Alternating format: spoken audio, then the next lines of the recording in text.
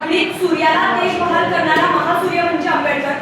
विषमतेच्या वाळवंटात खितपत पडलेल्यांना प्रगतीचा मार्ग दाखवणारा मार्गदाता म्हणजे आंबेडकर. गळ्यातलं मडकं आणि पाठीचा कणा फेकून देऊन मनस्फूर्तीला जाणणारा क्रांतिकारक म्हणजे आंबेडकर. पंख नसणाऱ्या पाखरांच्या पंखांना बळ देणारा म्हणजे आंबेडकर. विषमतेचं मडकं दूर करणारा म्हणजे आंबेडकर. विषमतेच्या वाळवंटामध्ये तहानलेल्या माणुसकीला संविधानाच्या रूपानं जीवनाचा महासागर देणारे व्यक्तिमत्व अर्थातच डॉक्टर बाबासाहेब आंबेडकर. मित्रहो, अर्थात मी ध्वज प्रणाली शहाजी शिवछत्रपती विद्यामंदिर पांगरी इयत्ता 10वीची विद्यार्थिनी प्रस्तुत विचारपीठावरती विषय प्रस्तुत करते. डॉक्टर बाबासाहेब आंबेडकर यांचे विचार. मित्रांनो, वर्णाभिमानी व्यवस्थेच्या प्रमाणे नियमाने ज्याला आपल्या बालकासह गावकुसा बाहेरचं राहणं भाग पाडलं, अशा परिस्थितीमध्ये ज्या माणसानं मनस्फूर्ती नावाची एक विकलांग घटना जाणून आपल्या साहित्यामध्ये जगाला उभारणारी दुसरी घटना लिहिण्याचं काम सुद्धा डॉक्टर बाबासाहेब आंबेडकरांनी केलं होतं. ही बाब आज तुम्ही आम्ही मुळीच विसरून चालणार नाही. कारण 15 ऑगस्ट 1947 साली भारत स्वातंत्र्य झाला खरा, परंतु अन्याय, भेदभाव याने ग्रासलेला होता. त्यावेळी भारताला स्वातंत्र्य नव्हे तर न्याय, समता आणि बंधुता याची आवश्यकता होती.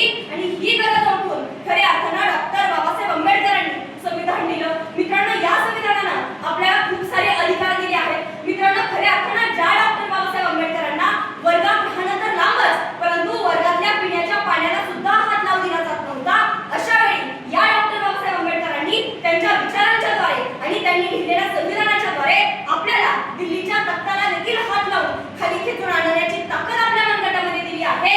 ही बाब आज तुम्ही आम्ही विसरून चालणार नाही. कारण मित्रहो, एखाद्या साध्या गावामध्ये पेपर मिलच्या गोळ्या विकणारे एखादा साधे व्यक्ती इथे पासून ते टाटा, बिर्ला, अदानी, अंबानी पर्यंतचे गर्व श्रीमंत माणसे असतील, या सर्वांमध्ये डॉक्टर बाबासाहेब आंबेडकरांनी सर्वांना समान मतदानाचा अधिकार प्राप्त करून दिले आहे. ही बाब आज तुम्ही आम्ही विसरून चालणार नाही. कारण आपल्या देशाचं भारतीय संविधान हे आपल्या देशाचं सर्वोच्च कायदेपुस्तक मानलं जातं. कारण 26 जानेवारी 1950 ला लागू झालेल्या या संविधानानं भारत देशाला लोकशाही, धर्मनिरपेक्ष राष्ट्र म्हणून एक नवी ओळख दिली आहे. मित्रहो, भारताचे संविधान हा फक्त नियमांचा संच नसून तो भारतातील नागरिकांच्या आयुष्याला दिशा देणारं एक मार्गदर्शक आहे. मित्रांनो, जात, धर्म, पंथ, प्रांत, वंश, लिंग यावर आधारित कोणत्याही प्रकारचा भेदभाव होऊ नये म्हणून डॉक्टर बाबासाहेब आंबेडकरांनी समाजातील दुर्बल घटकांसाठी दुर्बल घटक हे निश्चित केलं आणि ते पक्क केले. मित्रांनो, केवळ एवढंच नाही तर अनुसूचित जाती जमाती असतील किंवा इतर मागासवर्गीयांसाठी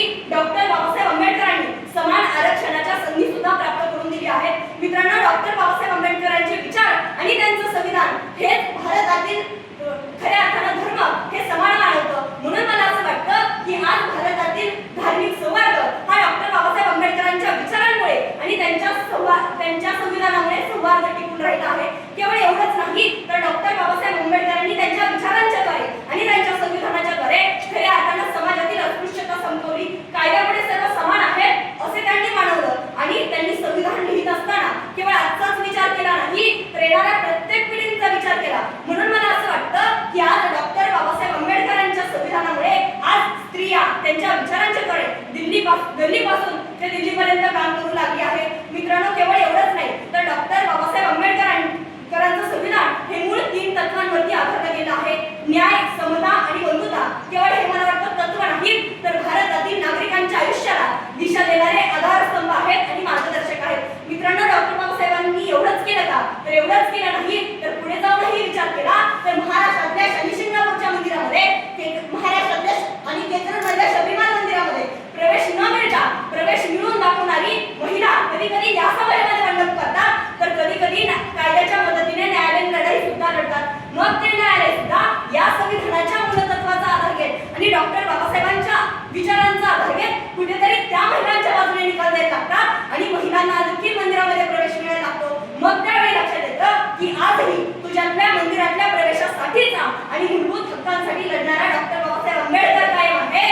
मित्रांनो, एवढाच विचार करत असताना डॉक्टर बाबासाहेब आंबेडकरांनी त्यांच्या विचारांच्या द्वारे आणि त्यांच्या संविधानाच्या द्वारे आज स्त्रियांविषयी हिंदू कोडबिल कायदा काढत असताना मला असं वाटतं की आज डॉक्टर बाबासाहेब आंबेडकरांनी स्त्रियांविषयी अशी धोरणं तयार करत असताना आणि असा विचार करत असताना मला असं वाटतं की त्यांच्या मनामध्ये आणि त्यांच्या बुद्धीमध्ये असा कोणता विचार असावा की स्त्रीनं शिकून सवरून मोठे होऊन भले माझ्या विरुद्धच नव्हे तर समाजाविरुद्ध बंड केलं तरी चालेल, परंतु ती बंड करण्याची ताकद त्यांच्या बुद्धीमध्ये यावी यासाठी खऱ्या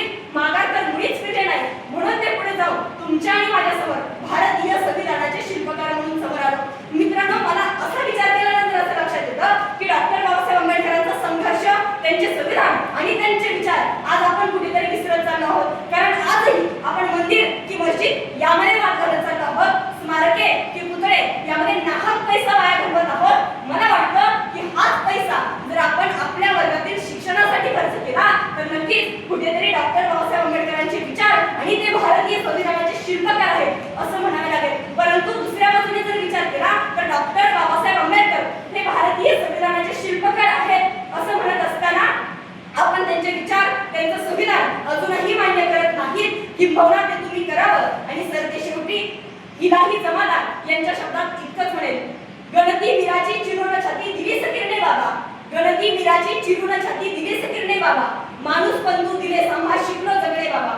माणूस पंतू दिले समाज शिकलो जगणे बाबा, दिली सदृष्टी नवीन सृष्टी आणि सौख्याची दृष्टी, दिली सदृष्टी नवीन सृष्टी आणि सौख्याची दृष्टी, तुझ्यामुळे सबल झालो, शिकलो हसणे बाबा, शिकलो हसणे बाबा. मनपूर्वक आभार.